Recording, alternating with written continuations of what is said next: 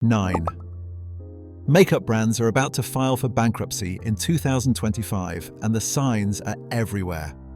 While beauty influencers keep pushing the same tired palettes, major cosmetics companies are quietly hemorrhaging money. Sephora shelves that once emptied overnight now sit fully stocked for weeks. Ulta's clearance sections have tripled in size. Even luxury makeup counters at Nordstrom are running friends and family sales every month. Corporate code for desperation. The truth is this: consumer spending has shifted dramatically, and these 9 companies are drowning in unsold inventory. In this video, we are exposing which beauty giants are slashing prices just to survive, why their strategies are backfiring, and what this collapse means for your makeup routine. Stick around until the end, because the #1 brand will completely change how you see the beauty industry forever. Number 9. ColourPop. Remember when ColourPop revolutionized affordable luxury with those $5 eyeshadows that rivaled high-end formulas? Their direct-to-consumer approach meant fresh drops every week, creating a rabid following of makeup enthusiasts who refreshed their site daily. Collaborations with Disney, Hello Kitty, and countless influencers turned every launch into a cultural moment.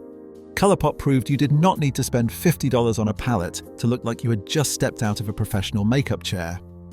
But fast forward to 2025, and that weekly drop strategy has become their downfall. Fans started noticing something strange: price cuts paired with products selling out faster than ever. A classic inventory dump move if you have seen one. Recent launches reveal systematic price reductions across their core products, with eyeshadow palettes dropping from $16 to $12, not because they are feeling generous, but because they are desperate to move product. Their direct-to-consumer model is cracking under pressure from rising ingredient costs that are eating into those famously thin margins.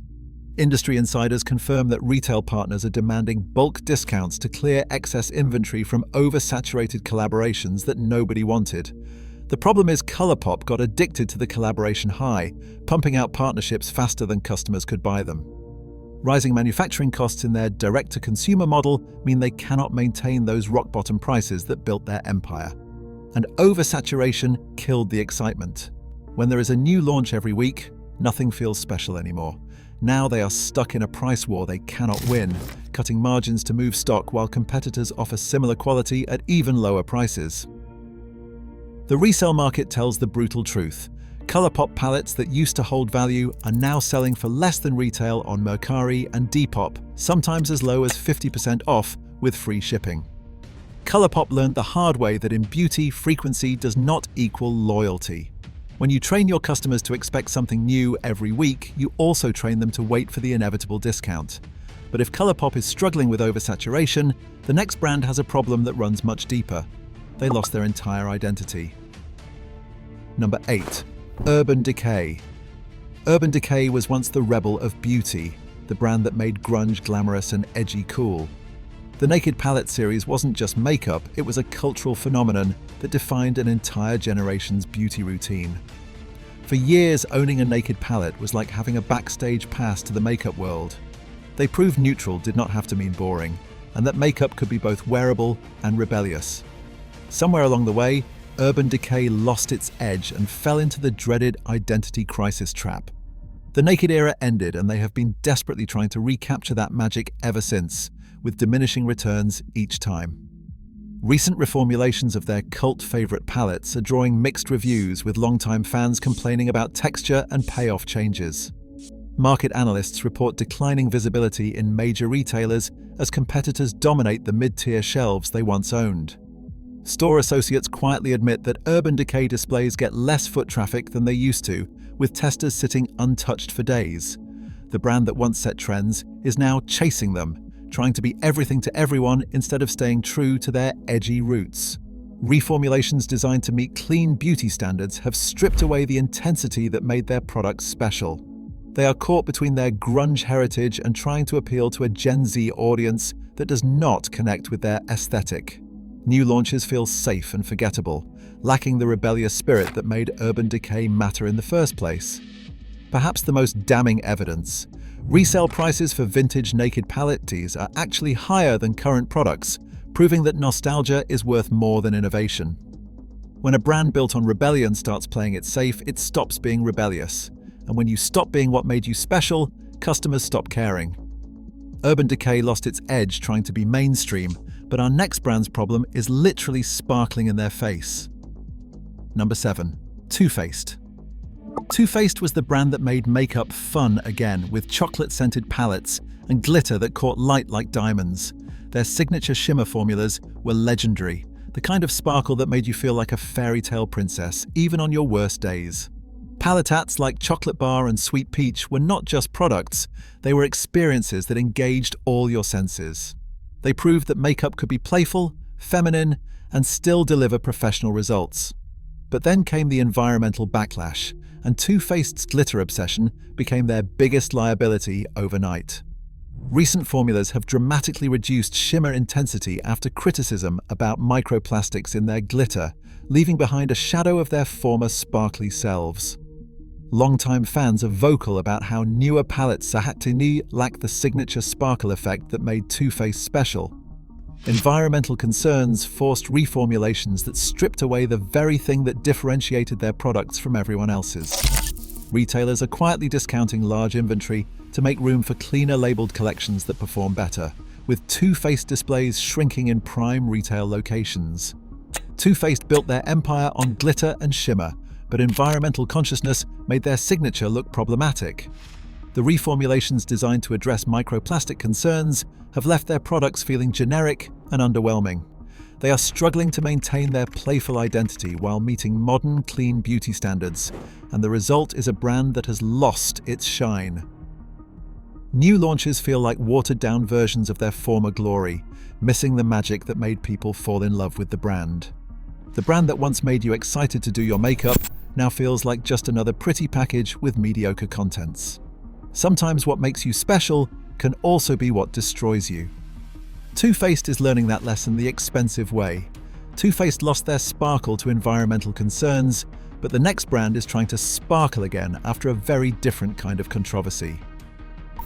KVD Beauty was once the gothic queen of makeup, with Kat Von D's tattoo artistry translating into bold, pigmented products that stood out in a sea of neutrals. Their liquid lipsticks were legendary for staying power, and their eyeshadow palettes delivered color payoff that rivaled professional makeup. The brand had a cult following of alternative beauty lovers who saw makeup as self-expression, not conformity. Owning KVD meant you were part of an exclusive club that valued artistry over trends. Then came the controversy that changed everything, forcing a complete creative overhaul and new ownership. The brand distanced itself from its founder through a full rebrand, and the question remains, is this a comeback or just clever marketing? Despite cleaner formulations and new branding, long-time customers claim the original pigmentation and intensity is gone.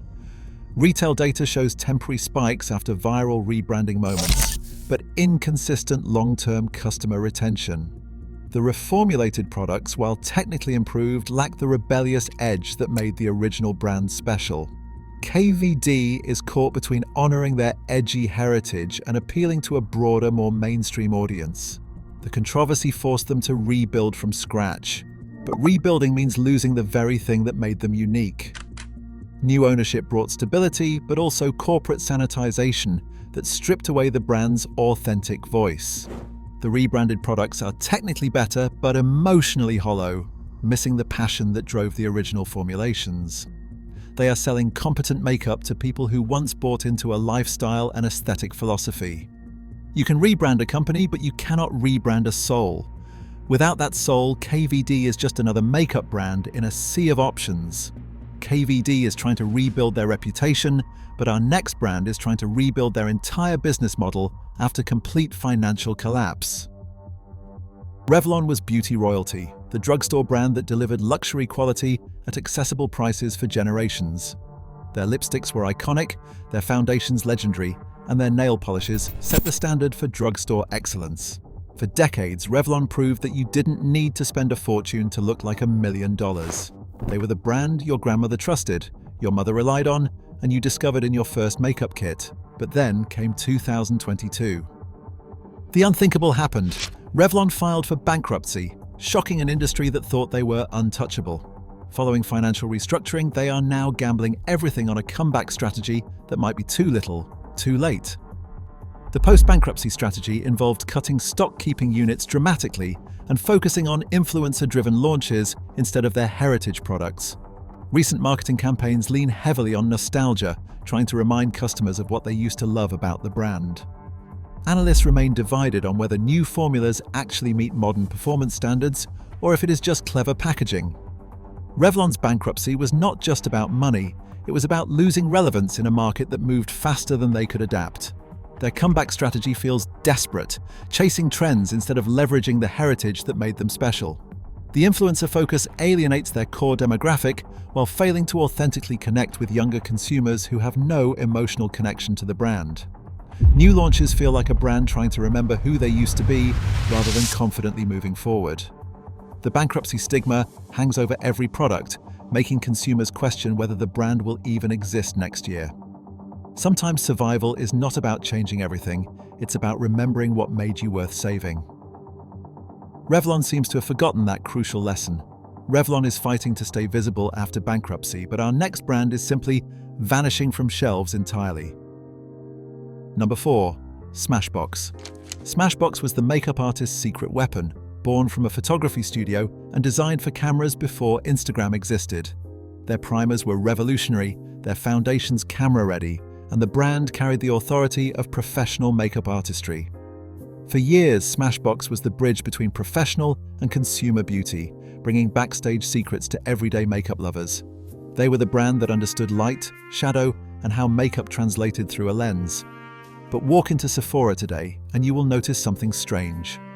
Smashbox has quietly disappeared from many busy retail locations. The brand that once commanded prime real estate is now relegated to an online-only presence and to photography-focused product lines in select stores. Recent reports suggest their parent company shifted strategy toward digital-first sales, abandoning the retail presence that built their reputation. Beauty insiders point to a lack of viral moments as a key factor in declining shelf space allocation. Store managers say Smashbox displays generate less conversation and less foot traffic than competing brands, which led to their gradual elimination. Smashbox's professional heritage became a liability in an era where consumers want relatability over expertise. Their photography-focused positioning feels outdated in a world where everyone is their own photographer. The brand failed to create the social media moments that drive modern beauty purchases, leaving them invisible in a visibility-driven industry. They are becoming invisible in the very retail spaces where they once dominated, relegated to the beauty equivalent of witness protection. Without a physical presence, they are losing the discovery factor that drives impulse beauty purchases. In beauty, if you are not seen, you do not exist. And Smashbox is slowly fading from view. Smashbox is disappearing quietly, but our next brand is making noise for all the wrong reasons. Huda Beauty was the Instagram success story, built by a beauty blogger who understood social media before brands knew it existed.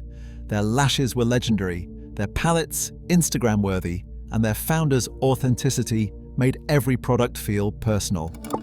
For years, Huda Beauty represented the democratization of luxury, high-end quality with influencer accessibility. They proved that a beauty blogger could build an empire that rivaled traditional cosmetics giants. But success brought new challenges, and Huda Beauty now faces a luxury label dilemma that is tearing their brand identity apart. Prices have steadily climbed while consumers note occasional inconsistencies in formula, texture, and performance.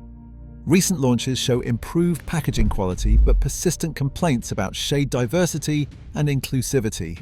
Online buzz reveals growing tension between the brand's prestige aspirations and customer trust in value. Price increases have pushed products into luxury territory without the heritage or consistency to justify the premium. Huda Beauty is caught between their influencer roots and luxury aspirations, satisfying neither audience completely. Quality control issues suggest rapid scaling without proper infrastructure to maintain standards. The brand's social media success created expectations for constant innovation that are impossible to sustain. They're pricing themselves out of their core demographic while failing to convince luxury consumers of their legitimacy. The authenticity that built their empire feels manufactured now, lost in corporate expansion and premium positioning. When you chase luxury status, you risk losing the authenticity that made you special. Huda Beauty seems willing to take that risk, but customers are increasingly unwilling to pay the price. Huda Beauty is struggling with luxury positioning, but our next brand built an empire on one category and watched it crumble. Anastasia Beverly Hills was the brow empire, the brand that turned eyebrow shaping from afterthought to art form. Their Brow Wiz and Dip Brow Pomade were not just products, they were the tools that launched 1,000 Instagram brow tutorials. For years, ABH meant perfect brows, and perfect brows meant ABH. It was that simple. They owned an entire category so completely that ABH brows became synonymous with flawless eyebrow game. Empires built on single categories are fragile, and ABH is learning that lesson the hard way. The once iconic brow products now face stronger competition from drugstore-level dupes that perform just as well at a fraction of the price. Formula tweaks in newer brow lines have sparked user frustration over performance shifts and consistency issues. Retail markdowns suggest slowed restocks and shrinking demand in the prestige segment they once dominated. Drugstore brands like NYX and ELF offer nearly identical products at a fraction of the price, with many beauty experts openly recommending the dupes. A BH's brow empire was built on being first to market, but once the category matured, their premium pricing became harder to justify. Formula changes designed to improve products actually alienated loyal customers who loved the original versions. The brand failed to successfully expand beyond brows, leaving them vulnerable when their core category became commoditized. They are fighting a price war they cannot win, with drugstore dupes offering 80% of the performance at 30% of the price. The brow category they created has moved beyond them, leaving ABH looking like yesterday's innovation. Owning a category means nothing if you cannot defend it. And ABH is losing that battle one brow at a time.